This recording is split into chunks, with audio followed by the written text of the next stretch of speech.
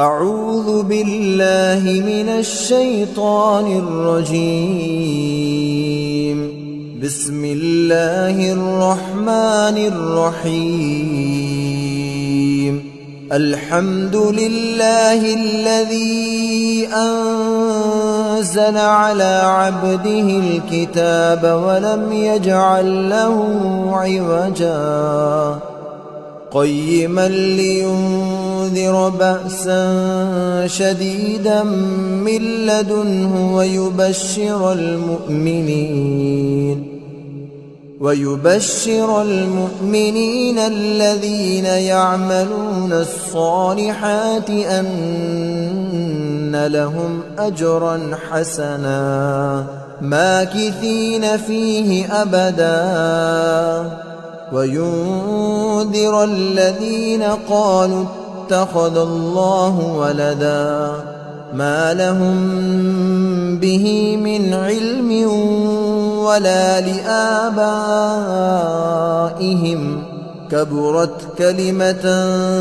تخرج من أفواههم إن يقولون إلا كذبا فلعلك باخع نفسك على آثارهم إن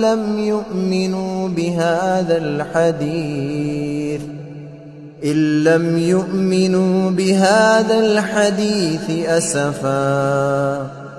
إنا جعلنا ما على الأرض زينة لها لنبلوهم أيهم أحسن عملا وإنا لجاعلون ما عليها صعيدا جرزا أم حسبت أن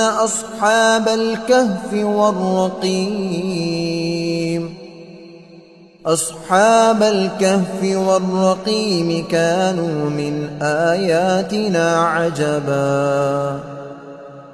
إذ أوى الفتية إلى الكهف فقالوا ربنا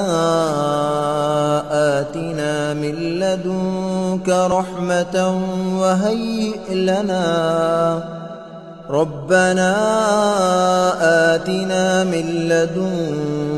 رحمة وهيئ لنا من أمرنا رشدا فضربنا على آذانهم في الكهف سنين عددا ثم بعثناهم لنعلم أي الحزبين أحصى لما لبثوا أمدا نحن نقص عليك نبأهم بالحق إنهم فتية آمنوا بربهم وزدناهم هدى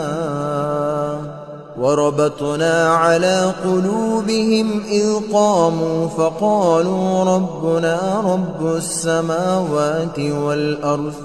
والأرض لن ندعو من دونه إلها لقد قلنا إذا شططا هؤلاء قوم اتخذوا من دونه آلهة لولا يأتون عليهم بسلطان بين فمن أظلم ممن افترى على الله كذبا وإذ اعتزلتموهم وما يعبدون إلا الله فأووا إلى الكهف ينشر لكم ربكم من رحمته ويهيئ لكم من أمركم مرفقا وترى الشمس إذا طلعت تزاور عن كهفهم ذات اليمين وإذا غربت تقرضهم ذات الشمال وهم في فجوة منه ذلك من آيات الله من يهد الله فهو المهتد ومن يضلل فلن تجد له وليا مرشدا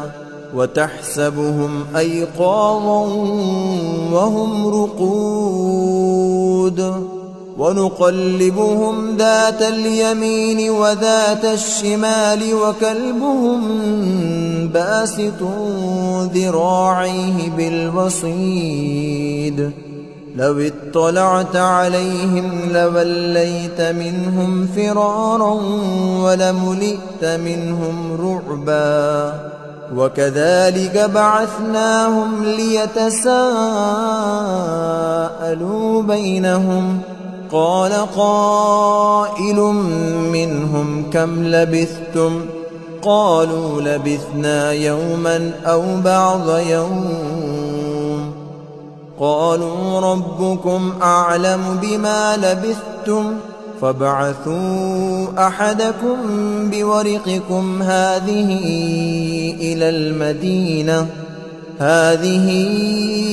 إلى المدينة فلينظر أيها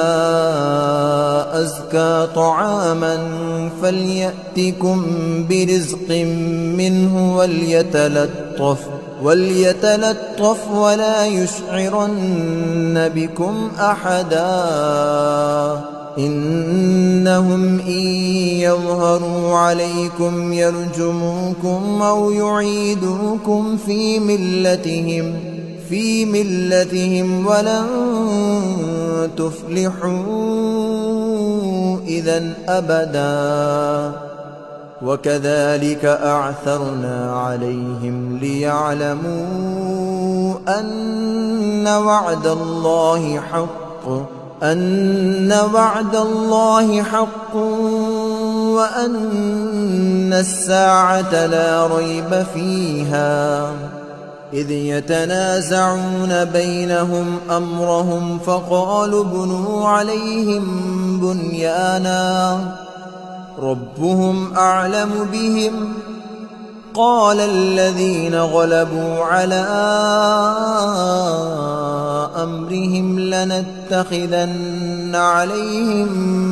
مسجدا سيقولون ثلاثة رابعهم كلبهم ويقولون خمسة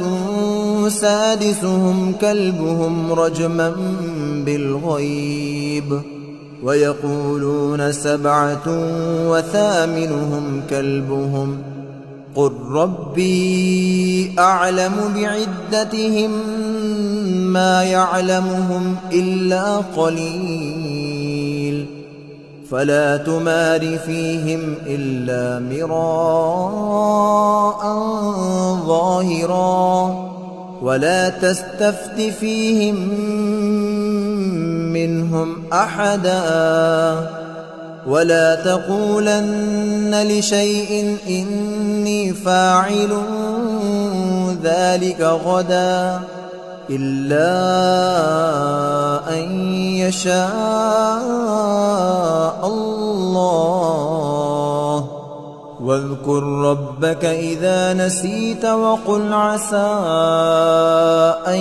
يهديني ربي لأقرب من هذا رشدا ولبثوا في كهفهم 300 سنين وازدادوا 9 قل الله أعلم بما لبثوا له غيب السماوات والأرض أبصر به وأسمع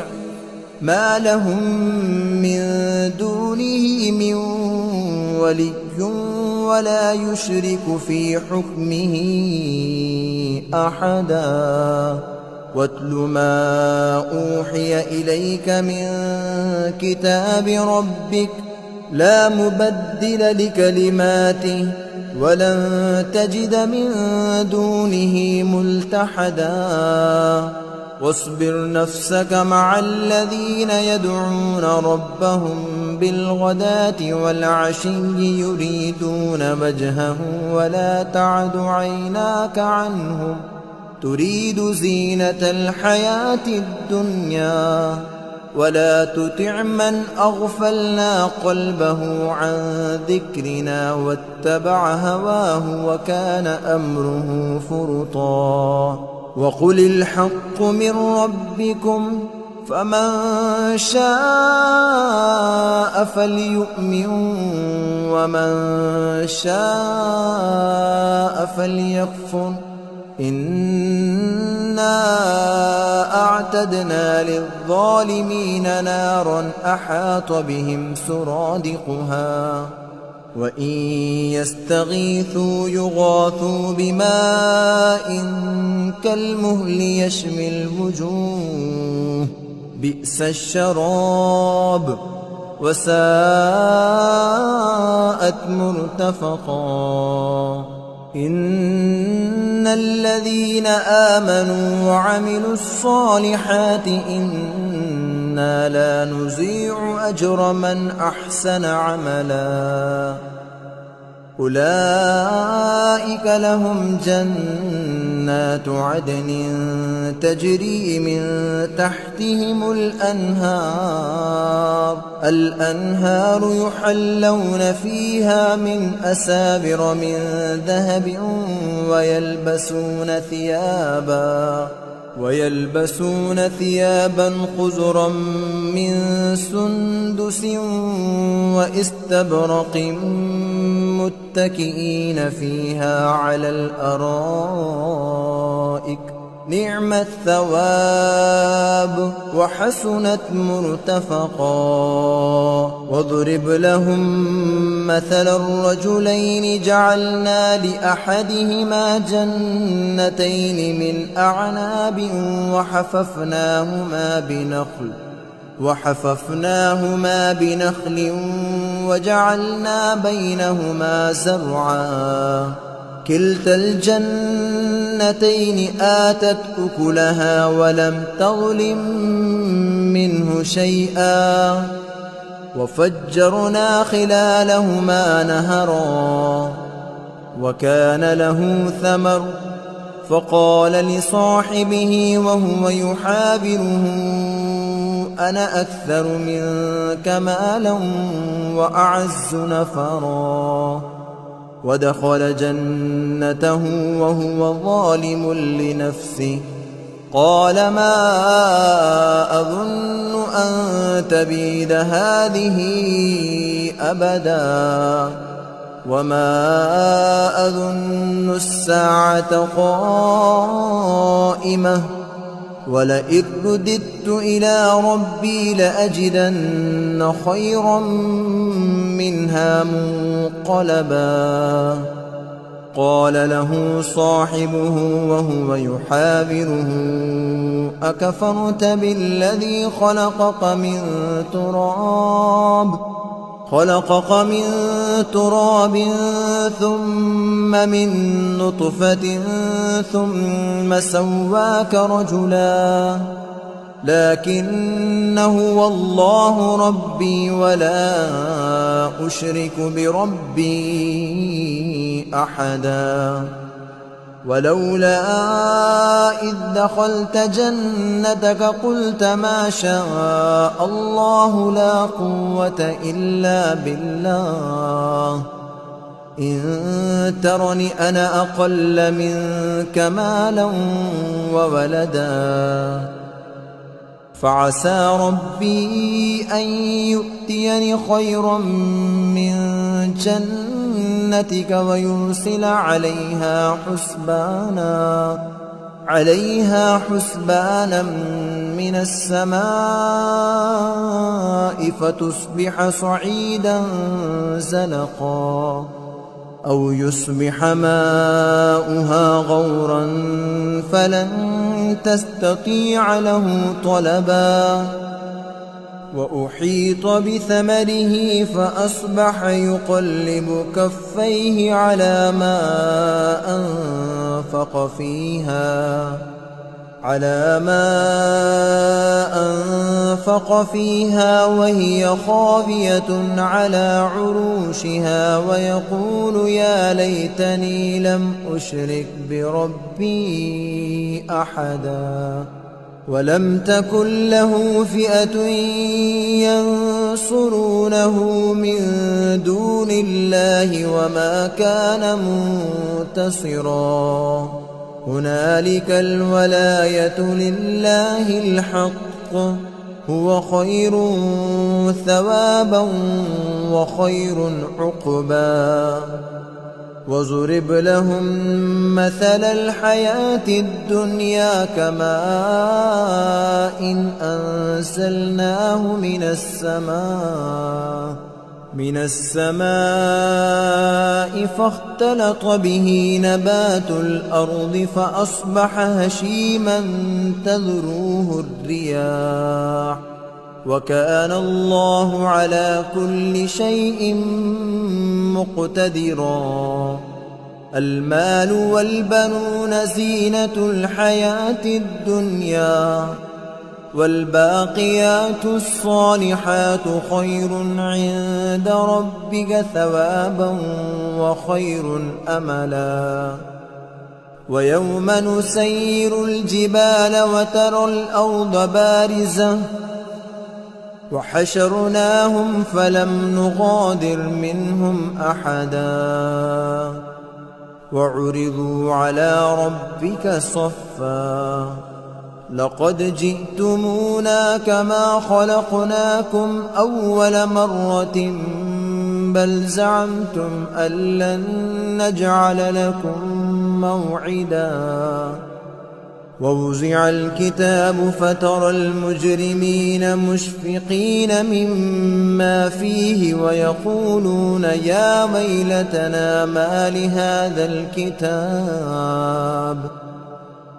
ويلتنا ما لهذا الكتاب لا يغادر صغيرة ولا كبيرة إلا أحصاها ووجدوا ما عملوا حاضرا ولا يظلم ربك أحدا وإذ قلنا للملائكة اسجدوا لآدم فسجدوا إلا إبليس كان من الجن ففسق عن أمر ربه أفتتخذونه وذريته أولياء من دوني وهم لكم عدو بئس للظالمين بدلا ما أشهدتهم خلق السماوات والأرض ولا خلق أنفسهم وما كنت متخذ المضلين عضدا ويوم يقول نادوا شركائي الذين زعمتم فدعوهم فلم يستجيبوا لهم وجعلنا بينهم موبقا ورأى المجرمون النار فظنوا أنهم مواقعوها ولم يجدوا عنها مصرفا ولقد صرفنا في هذا القرآن للناس من كل مثل وكان الإنسان أكثر شيء جدلا وما منع الناس أن يؤمنوا إذ جاءهم الهدى ويستغفروا ربهم إلا أن تأتيهم سنة الأولين أو يأتيهم العذاب قبلا وما نرسل المرسلين إلا مبشرين ومنذرين ويجادل الذين كفروا بالباطل ليدحضوا به الحق واتخذوا آياتي واتخذوا آياتي وما أنذروا هزوا ومن أظلم ممن ذكر بآيات ربه فأعرض عنها ونسي ما قدمت يداه إنا جعلنا على قلوبهم أكنة أن يفقهوه وفي آذانهم وقرا وإن تدعهم إلى الهدى فلن يهتدوا إذن أبدا وربك الغفور ذو الرحمة لو يؤاخذهم بما كسبوا لعجل لهم العذاب بل لهم موعد لن يجدوا من دونه موئلا وتلك القرى أهلكناهم لما ظلموا وجعلنا لمهلكهم موعدا وإذ قال موسى لفتاه لا أبرح حتى أبلغ مجمع البحرين أو أمضي حقبا فلما بلغا مجمع بينهما نسيا حوتهما فاتخذ سبيله في البحر سربا فلما جاوزا قال لفتاه آتنا غداءنا لقد لقينا من سفرنا هذا نصبا قال أرأيت إذ أوينا إلى الصخرة فإني نسيت الحوت وما أنسانيه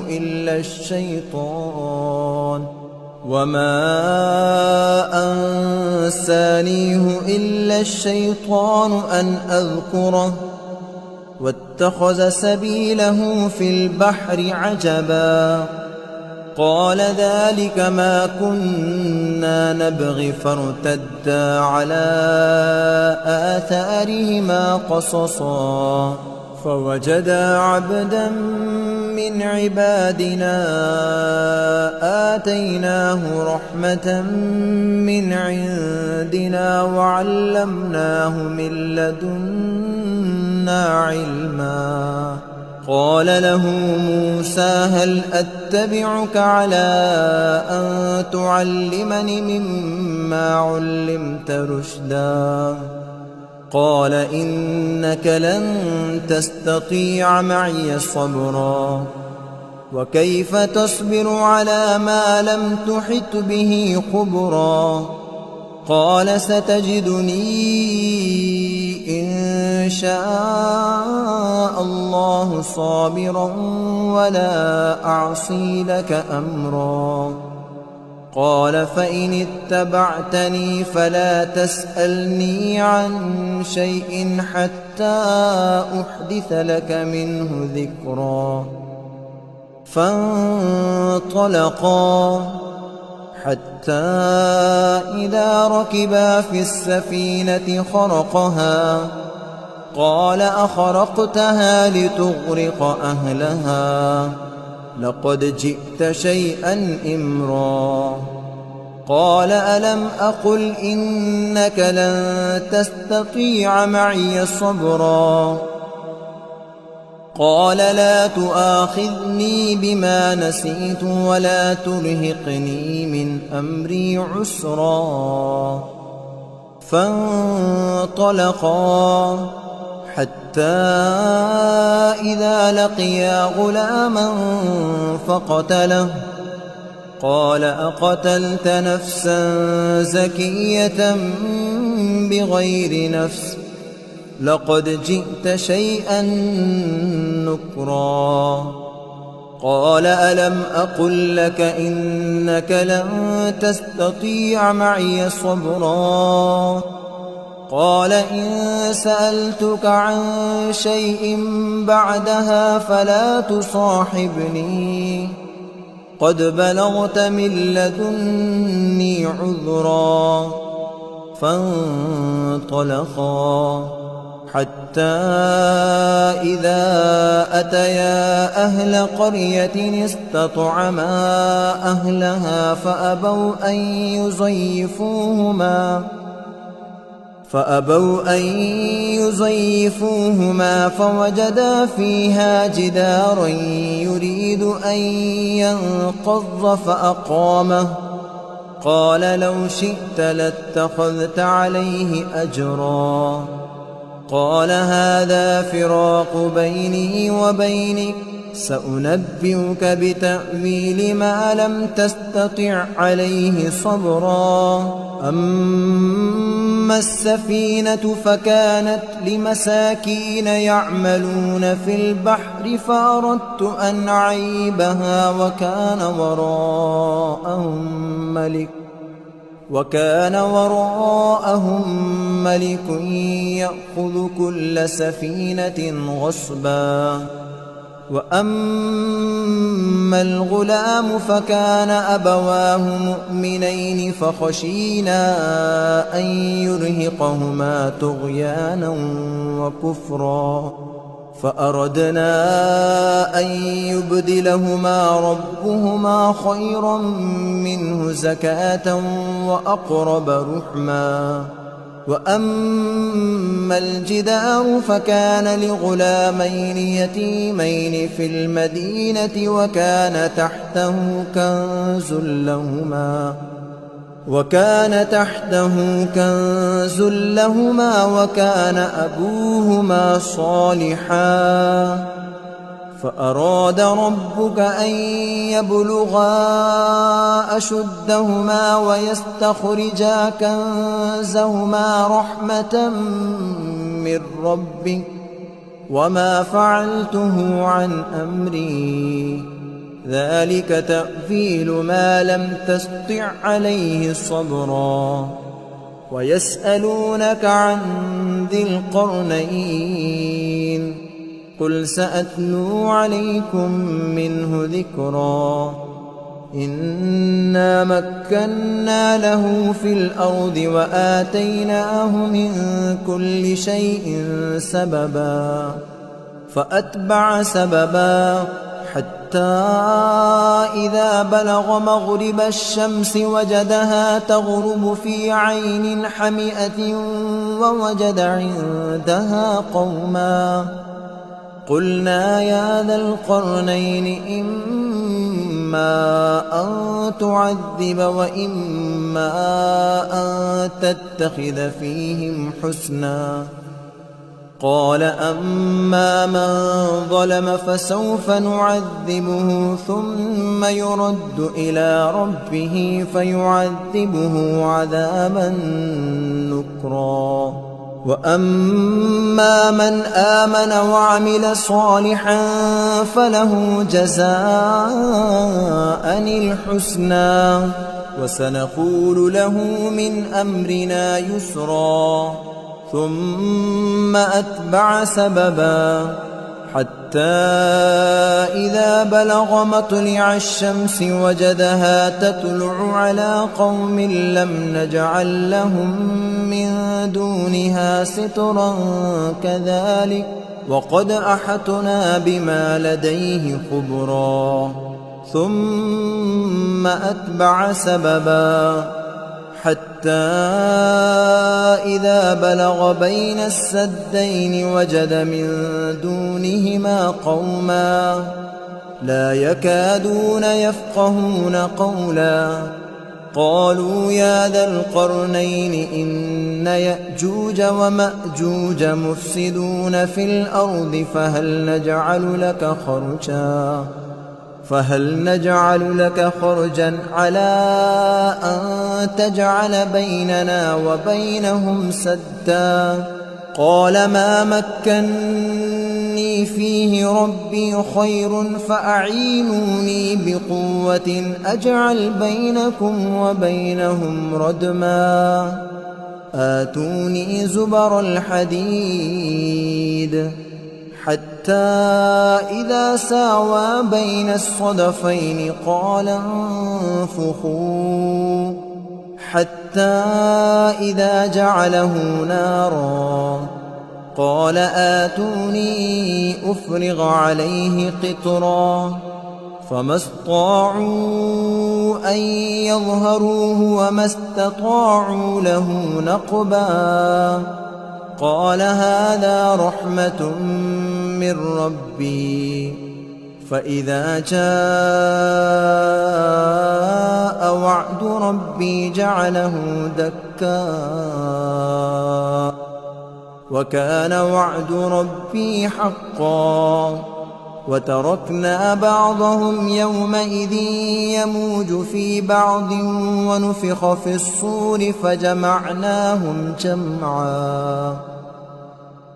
وعرضنا جهنم يومئذ للكافرين عرضا الذين كانت أعينهم في غطاء عن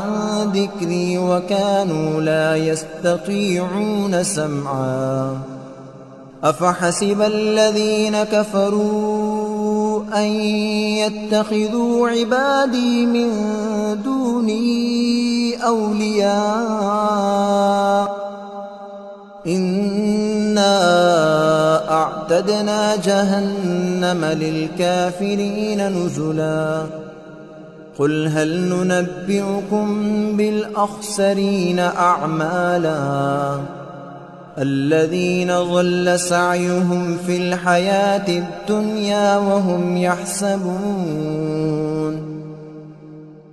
الحياة الدنيا وهم يحسبون أنهم يحسنون صنعا أولئك الذين كفروا بآيات ربهم ولقائه فحبطت أعمالهم فلا نقيم لهم يوم القيامة وزنا ذلك جزاؤهم جهنم بما كفروا واتخذوا آياتي ورسلي هزوا إن الذين آمنوا وعملوا الصالحات كانت لهم جنات الفردوس نزلا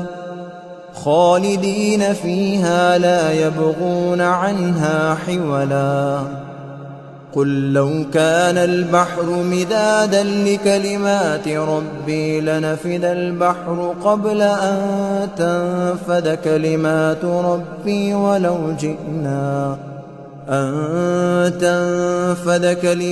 ربي ولو جئنا بمثله مددا قل إنما أنا بشر مثلكم يوحى إلي أنما إلهكم إله واحد فمن كان يرجو لقاء ربه فليعمل عملا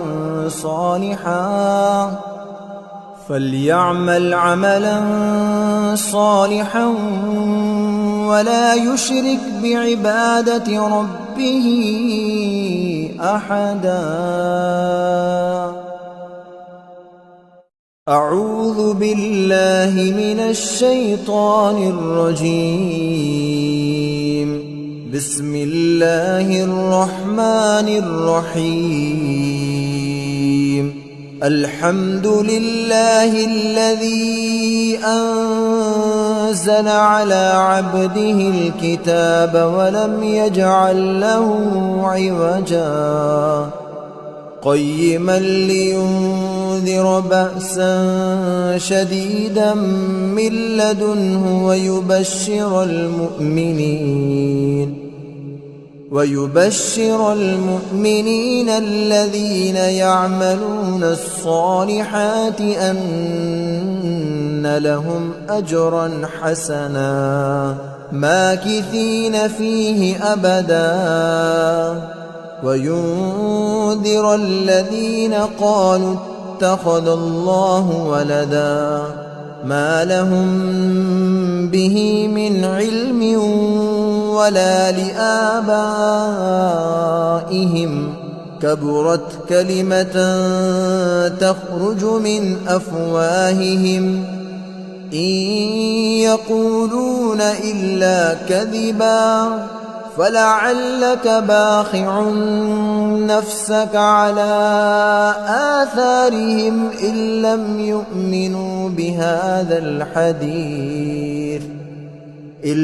يؤمنوا بهذا الحديث أسفا إنا جعلنا ما على الأرض زينة لها لنبلوهم أيهم أحسن عملا وإنا لجاعلون ما عليها صعيدا جرزا أم حسبت أن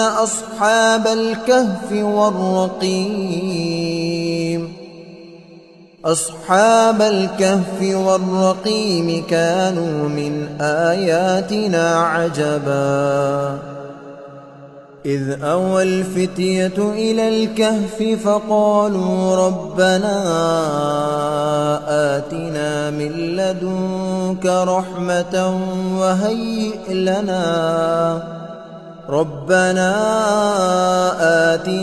لدنك رحمة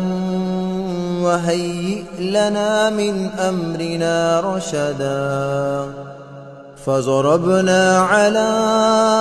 آذانهم في الكهف سنين عددا ثم بعثناهم لنعلم أي الحزبين أحصى لما لبثوا أمدا نحن نقص عليك نبأهم بالحق إنهم فتية آمنوا بربهم وزدناهم هدى وربطنا على قلوبهم إذ قاموا فقالوا ربنا رب السماوات والأرض لن ندعو من دونه إلها لقد قلنا إذا شططا هؤلاء قوم اتخذوا من دونه آلهة لولا يأتون عليهم بسلطان بين فمن أظلم ممن افترى على الله كذبا وإذ اعتزلتموهم وما يعبدون إلا الله فأووا إلى الكهف ينشر لكم ربكم من رحمته ويهيئ لكم من أمركم مرفقا وترى الشمس إذا طلعت تزاور عن كهفهم ذات اليمين وإذا غربت تقرضهم ذات الشمال وهم في فجوة منه ذلك من آيات الله من يهد الله فهو المهتد ومن يضلل فلن تجد له وليا مرشدا وتحسبهم أيقاظا وهم رقود ونقلبهم ذات اليمين وذات الشمال وكلبهم باسط ذراعيه بالوصيد لو اطلعت عليهم لوليت منهم فرارا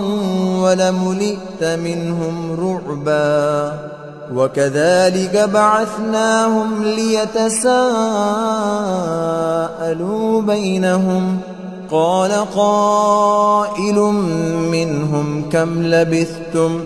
قالوا لبثنا يوما أو بعض يوم قالوا ربكم أعلم بما لبثتم فابعثوا أحدكم بورقكم هذه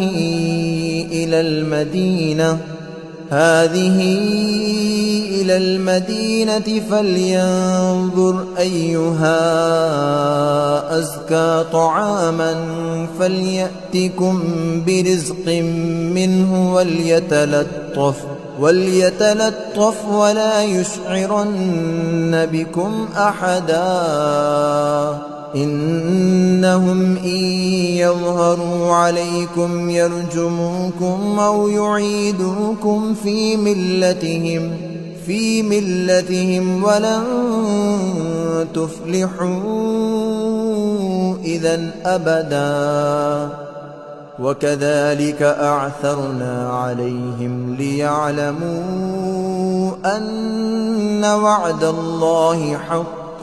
أن وعد الله حق وأن الساعة لا ريب فيها إذ يتنازعون بينهم أمرهم فقالوا ابنوا عليهم بنيانا ربهم أعلم بهم قال الذين غلبوا على أمرهم لنتخذن عليهم مسجدا سيقولون ثلاثة رابعهم كلبهم ويقولون خمسة سادسهم كلبهم رجما بالغيب ويقولون سبعة وثامنهم كلبهم قل ربي أعلم بعدتهم ما يعلمهم إلا قليل فلا تمار فيهم إلا مراء ظاهرا ولا تستفت فيهم منهم أحدا ولا تقولن لشيء إني فاعل ذلك غدا إلا أن يشاء الله واذكر ربك إذا نسيت وقل عسى أن يهديني ربي لأقرب من هذا رشدا ولبثوا في كهفهم 300 سنين وازدادوا 9 قل الله أعلم بما لبثوا له غيب السماوات والأرض أبصر به وأسمع ما لهم من دونه من ولي ولا يشرك في حكمه أحدا واتل ما أوحي إليك من كتاب ربك لا مبدل لكلماته ولن تجد من دونه ملتحدا واصبر نفسك مع الذين يدعون ربهم بالغداة والعشي يريدون وجهه ولا تعد عيناك عنهم تريد زينة الحياة الدنيا ولا تطع من أغفلنا قلبه عن ذكرنا واتبع هواه وكان أمره فرطا وقل الحق من ربكم فمن شاء فليؤمن ومن شاء فليكفر إنا أعتدنا للظالمين نارا أحاط بهم سرادقها وإن يستغيثوا يغاثوا بماء كالمهل يشوي الوجوه بئس الشراب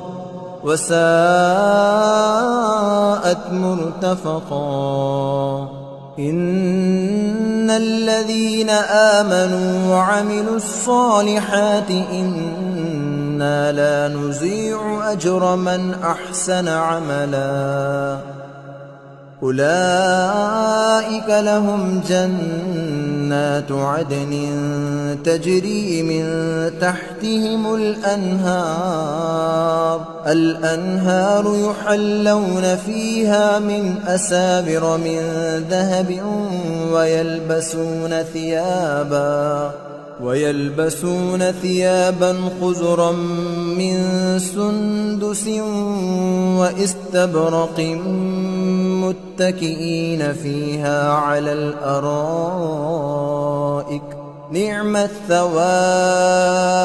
وحسنت مرتفقا واضرب لهم مثل الرجلين جعلنا لأحدهما جنتين من أعناب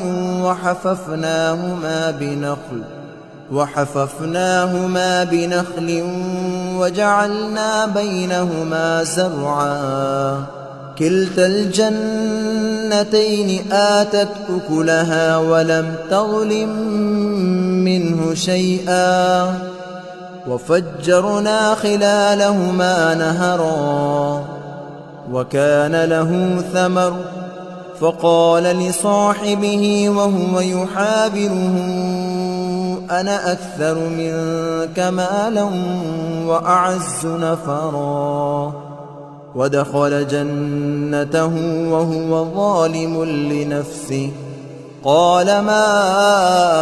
أظن أن تبيد هذه أبدا وما أظن الساعة قائمة ولئن رددت إلى ربي لأجدن خيرا منها منقلبا قال له صاحبه وهو يحاوره أكفرت بالذي خلقك من تراب ثم من نطفة ثم سواك رجلا لكن هو الله ربي ولا أشرك بربي أحدا ولولا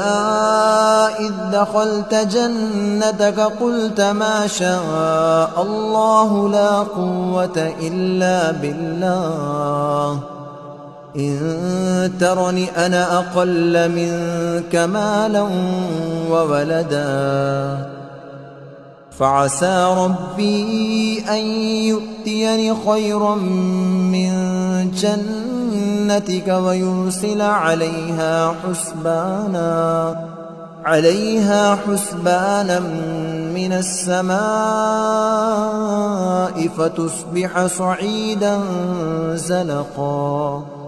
أو يصبح ماؤها غورا فلن تستطيع له طلبا وأحيط بثمره فأصبح يقلب كفيه على ما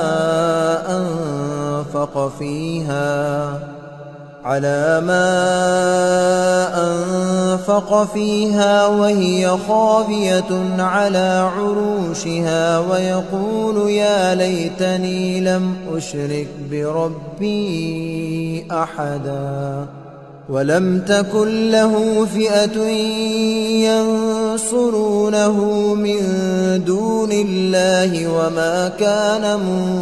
منتصرا هنالك الولاية لله الحق هو خير ثوابا وخير عقبا وضرب لهم مثل الحياة الدنيا كماء أنزلناه من السماء فاختلط به نبات الأرض فأصبح هشيما تذروه الرياح وكان الله على كل شيء مقتدرا المال والبنون زينة الحياة الدنيا والباقيات الصالحات خير عند ربك ثوابا وخير أملا. ويوم نسير الجبال وترى الأرض بارزة وحشرناهم فلم نغادر منهم أحدا وعرضوا على ربك صفا لقد جئتمونا كما خلقناكم أول مرة بل زعمتم أن لن نجعل لكم موعدا. ووزع الكتاب فترى المجرمين مشفقين مما فيه ويقولون يا ويلتنا ما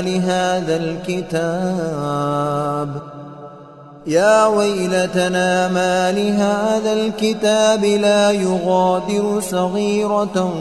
ولا كبيرة إلا أحصاها ووجدوا ما عملوا حاضرا ولا يظلم ربك أحدا. وإذ قلنا للملائكة اسجدوا لآدم فسجدوا إلا إبليس كان من الجن ففسق عن أمر ربه أفتتخذونه وذريته أولياء من دوني وهم لكم عدو بئس للظالمين بدلا. ما أشهدتهم خلق السماوات والأرض ولا خلق أنفسهم وما كنت متخذ المضلين عضدا. ويوم يقول نادوا شركائي الذين زعمتم فدعوهم فلم يستجيبوا لهم وجعلنا بينهم موبقا. ورأى المجرمون النار فظنوا أنهم مواقعوها ولم يجدوا عنها مصرفا. ولقد صرفنا في هذا القرآن للناس من كل مثل وكان الإنسان أكثر شيء جدلا. وما منع الناس أن يؤمنوا إذ جاءهم الهدى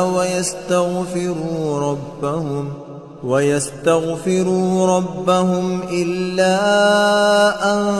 تأتيهم سنة الأولين أو يأتيهم العذاب قبلا. وما نرسل المرسلين إلا مبشرين ومنذرين ويجادل الذين كفروا بالباطل ليدحضوا به الحق واتخذوا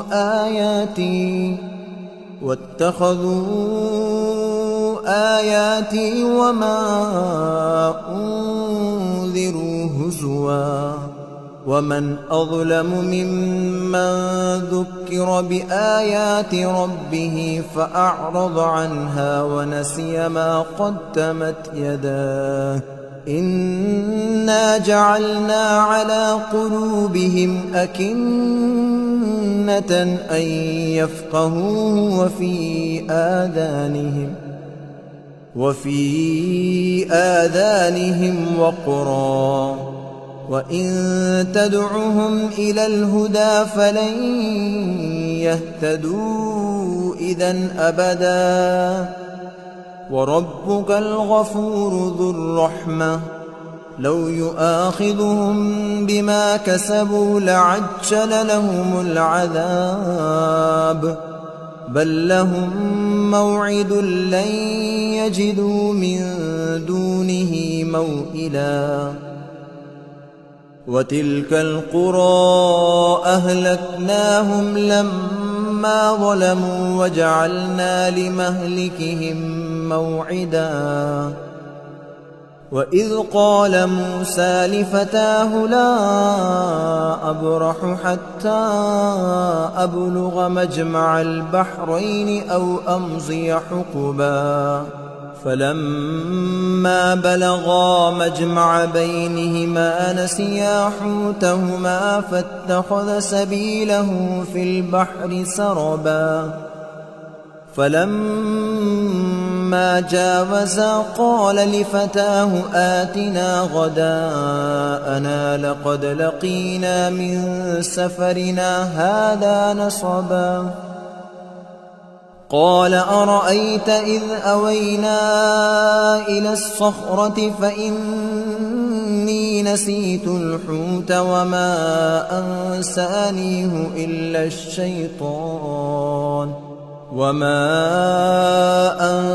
أنسانيه إلا الشيطان أن أذكره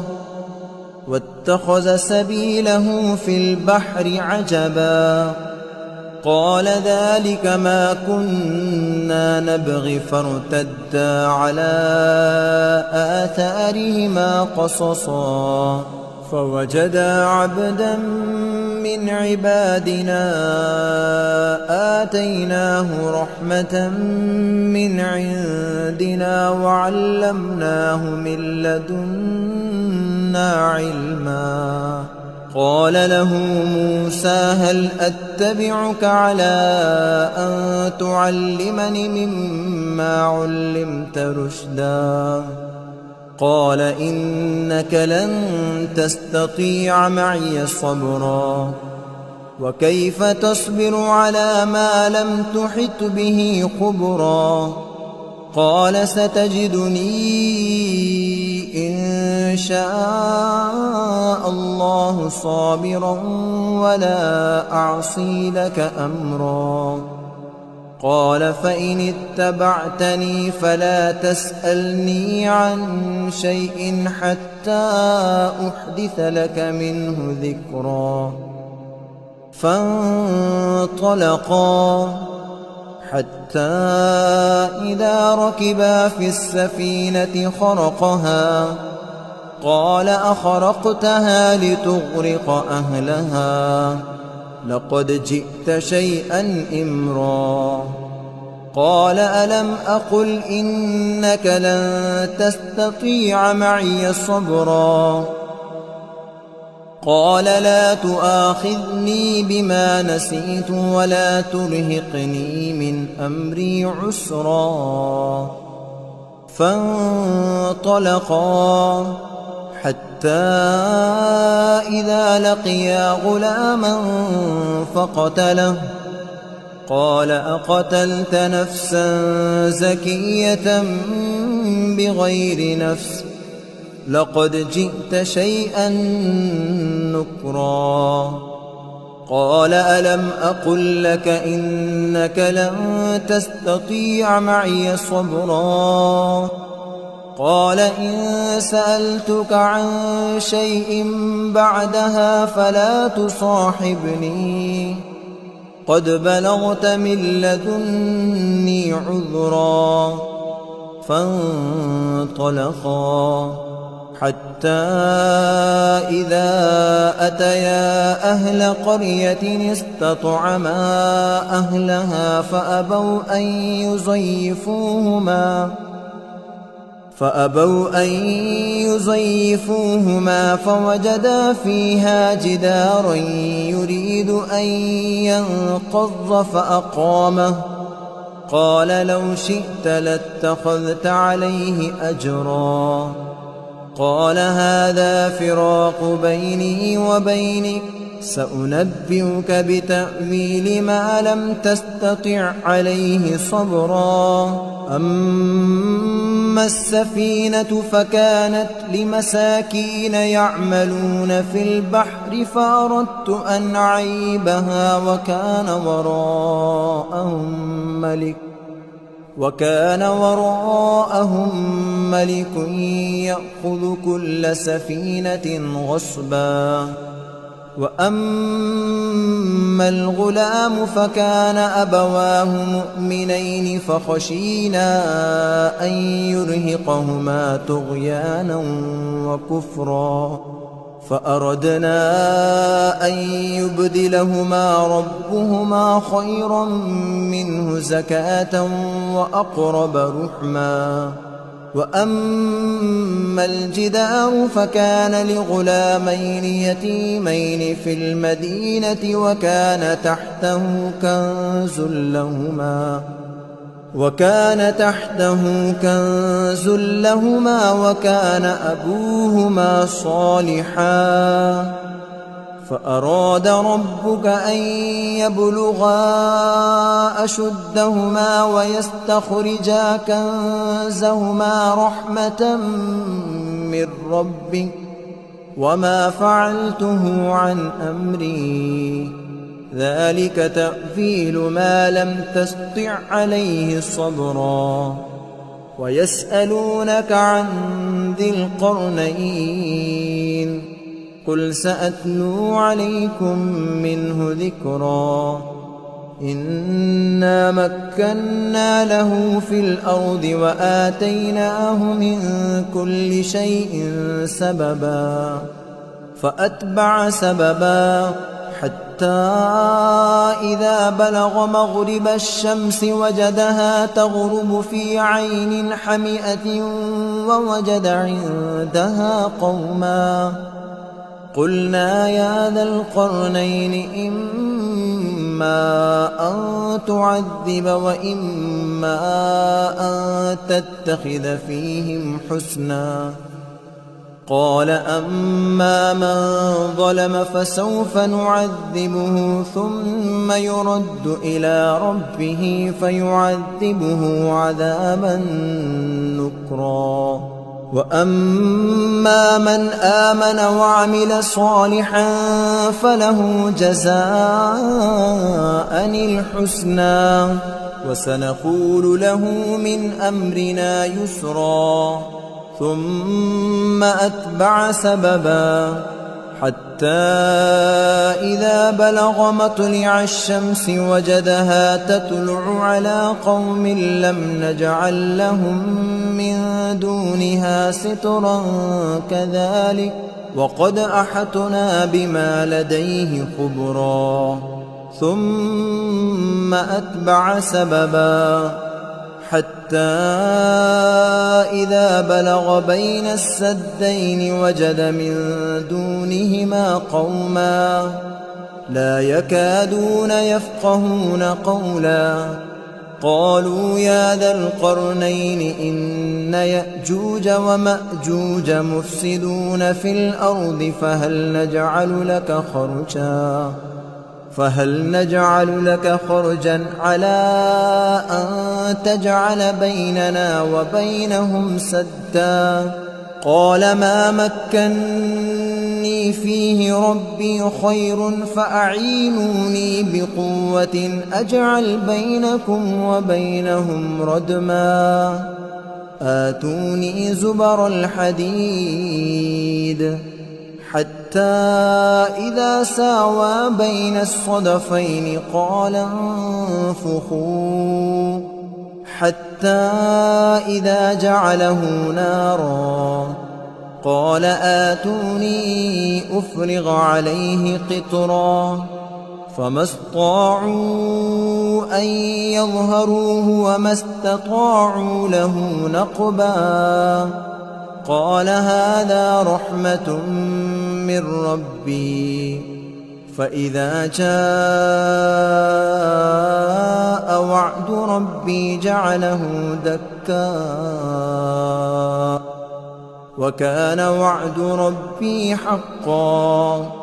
وتركنا بعضهم يومئذ يموج في بعض ونفخ في الصور فجمعناهم جمعا وعرضنا جهنم يومئذ للكافرين عرضا الذين كانت أعينهم في غطاء عن ذكري وكانوا لا يستطيعون سمعا أفحسب الذين كفروا أن يتخذوا عبادي من دوني أولياء إنا أعتدنا جهنم للكافرين نزلا قل هل ننبئكم بالأخسرين أعمالا الذين ضل سعيهم في الحياة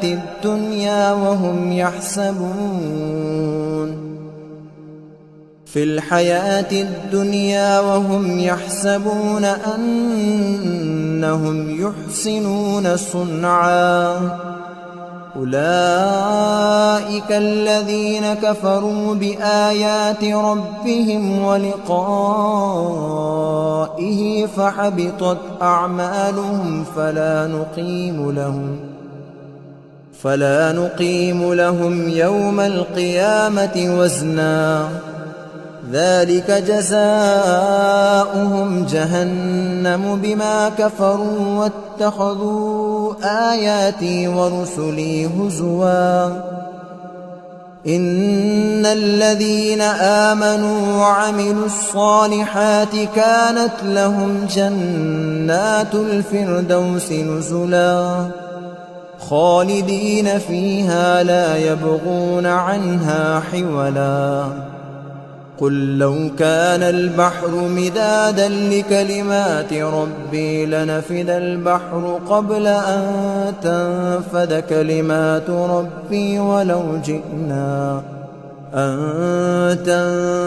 كلمات ربي ولو جئنا بمثله مددا قل إنما أنا بشر مثلكم يوحى إلي أنما إلهكم إله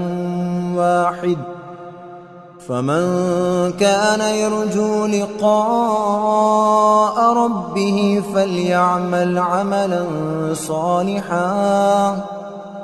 فليعمل عملا صالحا ولا يشرك بعبادة ربه أحدا.